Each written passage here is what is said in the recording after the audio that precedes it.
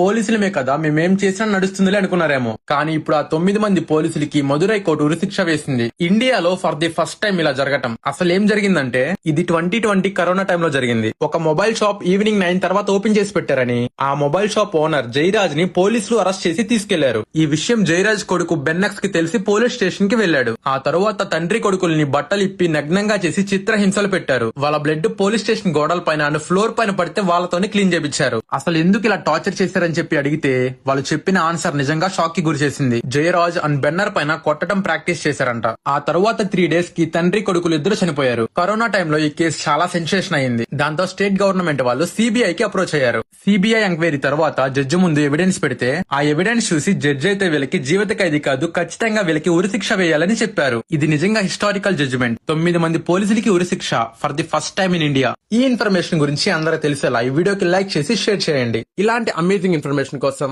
మన పేజ్ ని ఫాలో చేయండి.